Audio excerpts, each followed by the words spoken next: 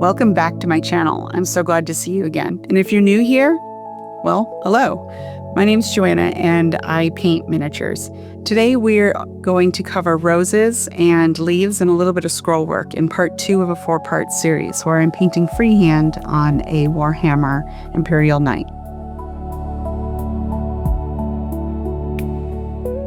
You do not have to have seen the first video to continue along, but I do suggest it because it laid out a lot of the foundational groundwork.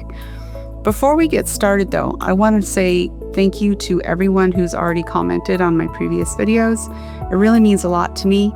Starting a new channel, starting YouTube in general was really scary and intimidating, and your feedback and positive words have meant so much to me, and I am so excited to keep bringing you this series and more videos to come. So follow me down this rabbit hole. Let's get started. So Art Nouveau is a style that typically has a center figure that is done in a soft watercolor palette with realistic elements. Now, the rest of it is usually surrounded by more illustrative elements that are natural and organic in shape. The illustrative style is what we're going to be leaning into today when we paint our roses, leaves, and the border elements. Now, in the previous video, I talked about how my background was achieved using an airbrush and a variation of dark to a lighter green. I know that not everybody has an airbrush, so I'm going to show you how to do that with a sponge today. We're going to use 3 colors, a dark yellow green, and a faded green. I'm using Pro Acryl today, but you can use any brand that you have or any color variation that you like.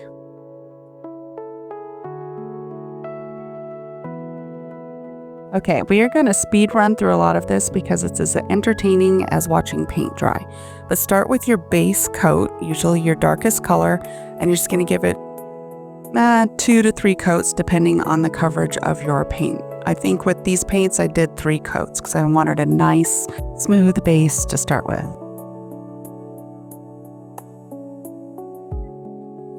Make sure that before you move on to the next base layer or any of the following steps that your current layer is completely dry. Last thing you want to do is destroy the paint layer that you've already laid down.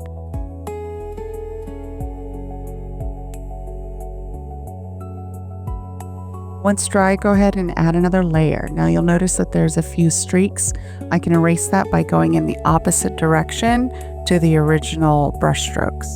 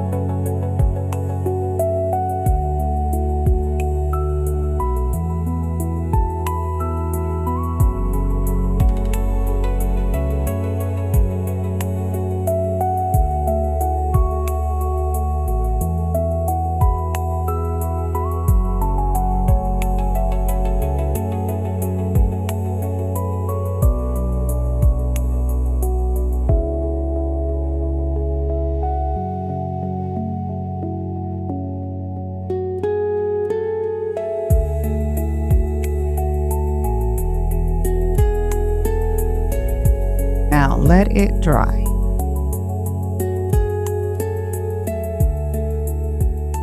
All right, to get that soft gradation, we're going to use makeup sponges. These are the same ones you find at the dollar store or any other big box store for makeup application.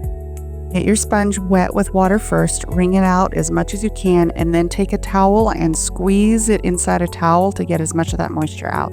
This will help your paint distribute evenly and keep it from losing moisture.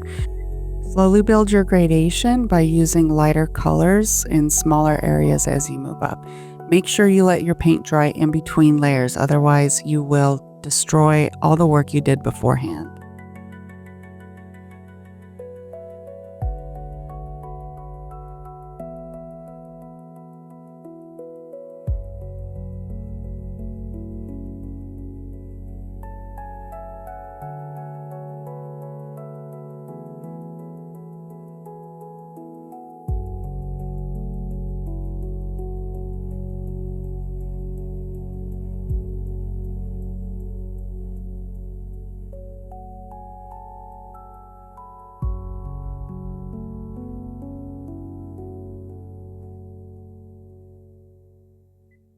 Once you are finished adding your layers and you're happy with the results, I want you to set this aside and let it dry. You should let it dry overnight, preferably 24 hours. You want that acrylic paint and the acrylic, i.e. the plastic within your paint, to dry and fully cure before you move on to the next step, or you risk scratching your paint job.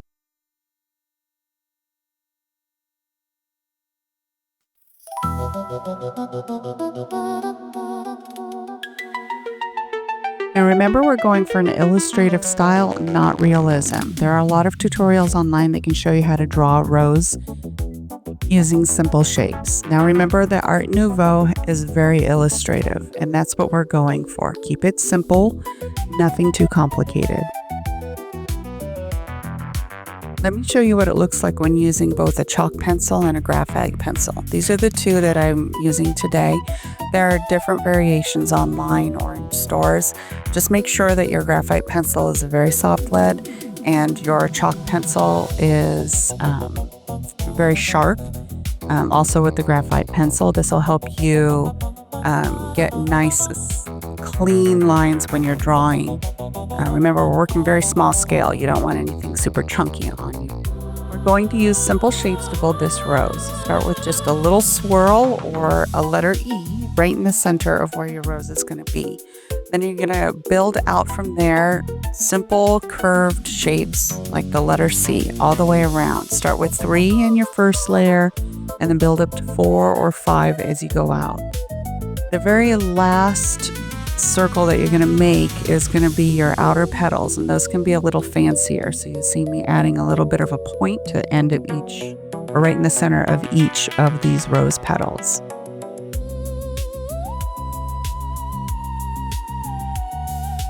Look, it's a rose.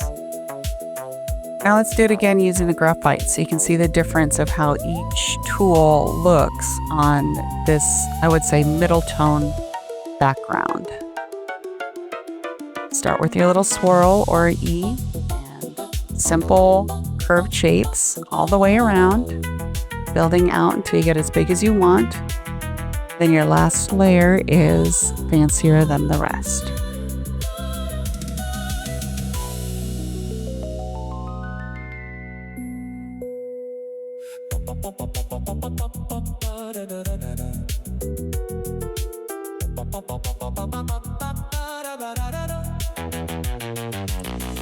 Sorry for the focus, guys. I couldn't get my camera to behave. But let's do a rosebud. Start with a swirl again, and then we're just going to draw some lines down from each edge of that rosebud, and then one in the middle, and you've got a little rosebud.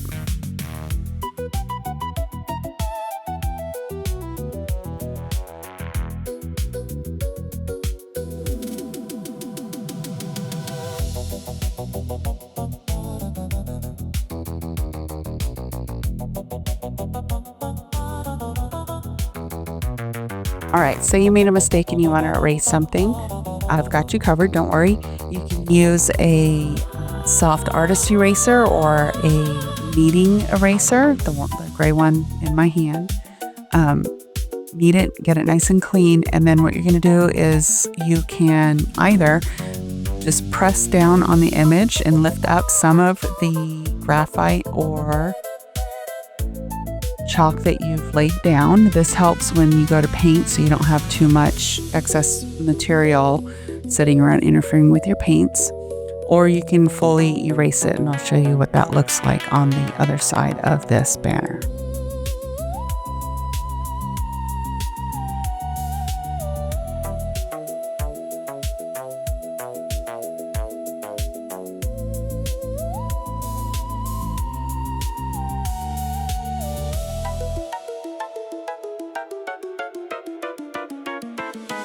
Make sure you're not using a very stiff eraser, for example, a pink school eraser. Those are going to be a little tough on your paint job, and they also run the risk of just smearing your graphite all over the place and just making a mess.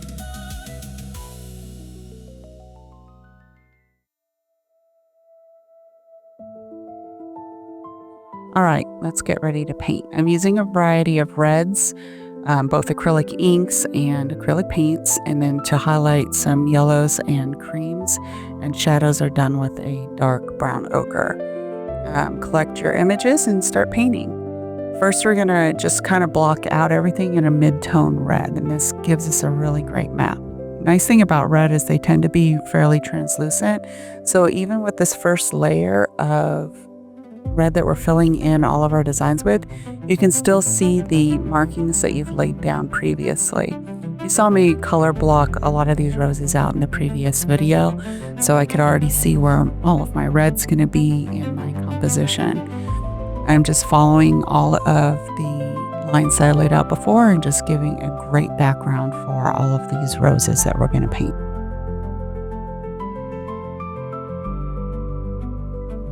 Now's your opportunity to change any of the shapes of the roses or the petals that you've already mapped out beforehand. I'm just using an orange that I mixed using the yellow and red that I already had on my palette. We're just establishing shapes, not so much of a highlight. Now I'm going to go in and just kind of outline everything with a very dark red. I mix this with the burgundy and the burnt umber that I had on my palette so that we can get in our shadows and that dark outline that is part of the Art Nouveau style.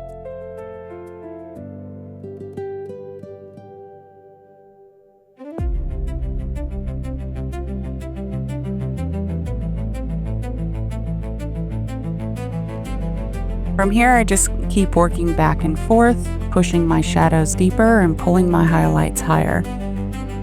Nothing's done in one shot, and you just keep playing with it until you get it to a place that you want. What you're mainly looking for is contrast. You really want to get your bright highlights up against dark shadows so that it's easier to read from a distance or in miniature.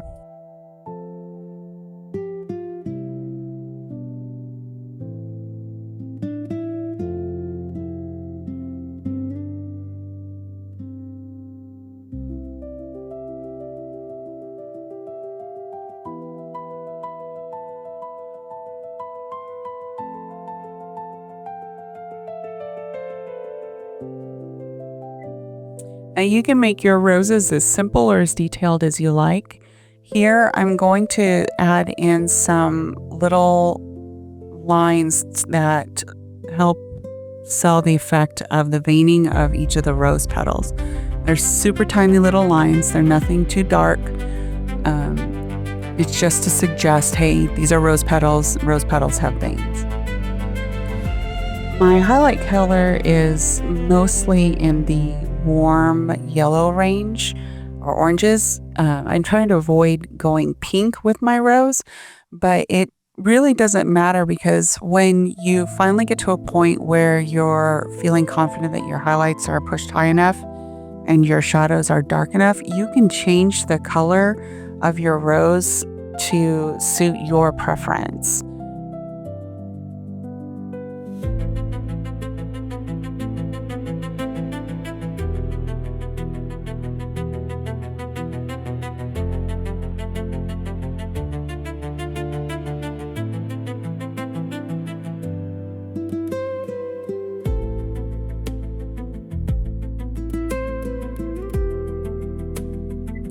All right, so I'm finally getting to a place where I want to be with my highlights. The next thing I'm going to do is go ahead and tint everything back to a true red using a red ink.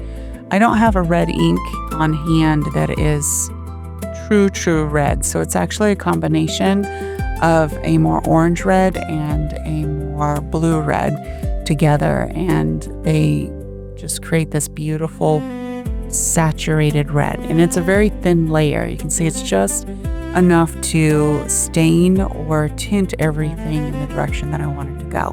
I'm not covering up any of the highlights or shadows or any of the detail. It's just a filter. Acrylic inks work really good for this, but you can do the same thing with your acrylic paints as well. Just thin them down really thin, very translucent. You can always build your layers, but if you go on too thick at this point, you're going to really obscure everything you've already done. All that hard work will be lost. Let's watch all of this process again using a different panel. You You can really see me push all of my shadows nice and dark and all of my highlights nice and bright. On this, I noticed that my highlights were reading a little on the pink side, so I added a wash of yellow over the top of them first before I did a final glazing of red over top of everything else.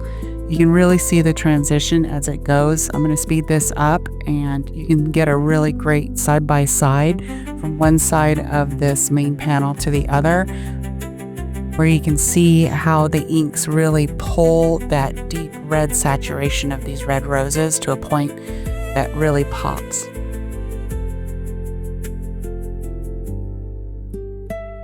I wanted to give you a quick story. My daughter, who is now 13, when she was about 6 years old, she wanted to learn how to draw a unicorn. So we looked up a video online, and after following the instructions on the video, I drew along with her. She looked at her unicorn and she looked at mine, and she got so upset because hers looked nothing like mine. And she was so disappointed in what she'd drawn. She ran off crying like any 6-year-old would do. I let her calm down, and then I pulled her into the room and I said, "Look, this is the first time you drew a unicorn. Next time you draw one, it's going to get better. And each time you draw anything, it's going to get better." And eventually she started to see that happen. She would practice and she would draw again and again. And before you know it, she was really proud of the art she was creating. Now at 13, she creates art that blows my mind out of the water. She is really talented, but she kept with it. She kept practicing. She found media and tools that she really enjoys using, and she loves to draw, and she has the confidence that she can draw just about anything that she wants just because she has so much practice behind her. The moral of the story is you need to practice too. If this is your very first time ever painting anything on anything, you may not be happy, and that's okay, but keep practicing and you will eventually see the results that practice gives you. And any artist will tell you that most of their skill comes from practice.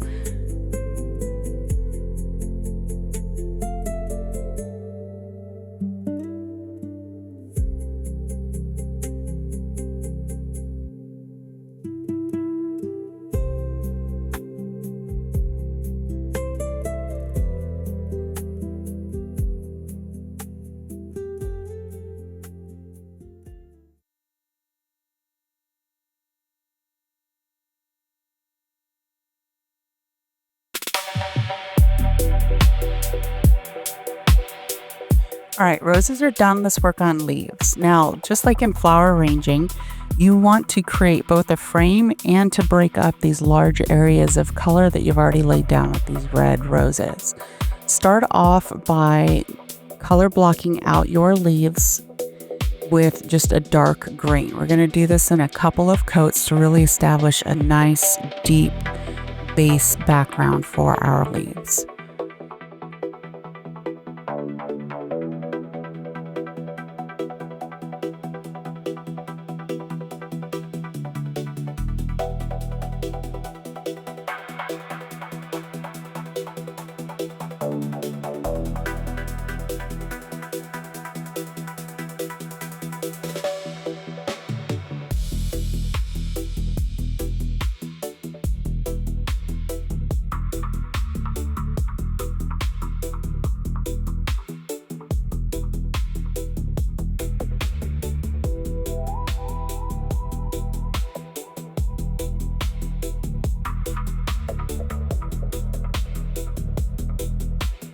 At this point, I go and make some adjustments to the background, redefining some of the vine work that I've already laid down and adding some gold to the gold lattice in the background to keep everything nice and sharp and defined.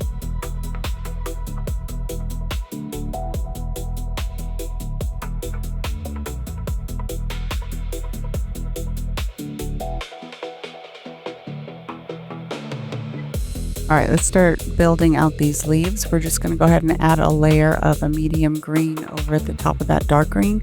Leave a border all the way around each of these leaves If you accidentally paint over and completely obscure any of the green, don't worry about it. You can go back and add some more in later.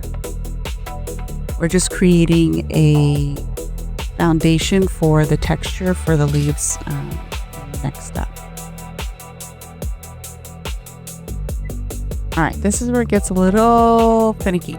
We're going to create texture on our leaves just like the leaves of an actual rose. We're using tiny little bash marks, tiny little lines leading from the edge of the leaf into the center of the leaf at a diagonal. I'm actually not worried about keeping a clean edge of that dark outline that we left before.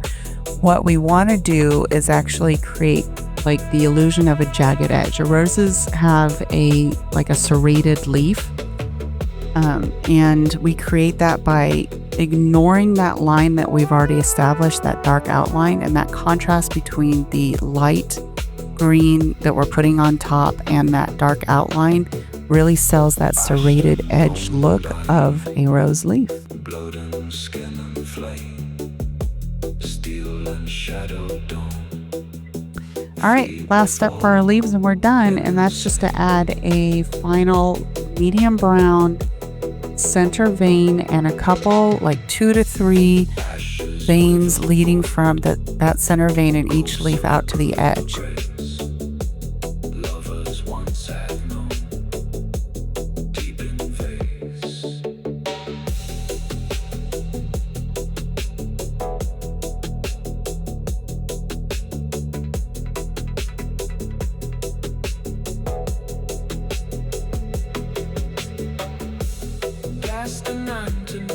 Now at this point, with all this green on my palette, I'm just going to go ahead and finish off all of this scroll work that I have laid out a long time ago.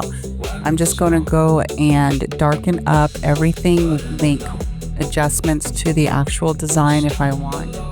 I'm going to do just like I did with the leaves, have this really dark foundation, and I'm just going to build with 2 steps of a brighter green and a yellow green on top of that. Each time I make a pass with each of these colors, I'm going to stay inside the line I've already made with the dark green.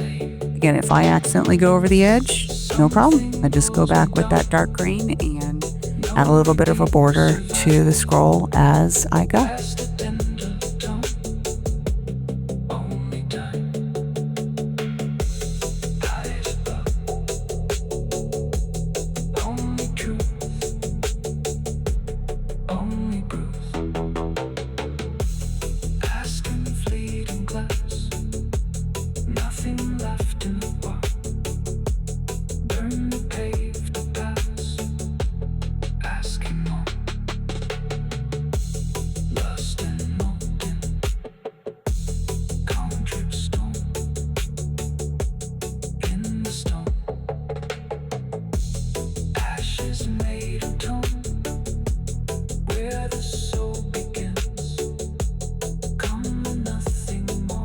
All right, so part 2 is done. If you liked what you've seen today, please hit the like button and do hit subscribe if you want to see part 3. And thanks so much for watching, and I'll see you in part 3. Bye.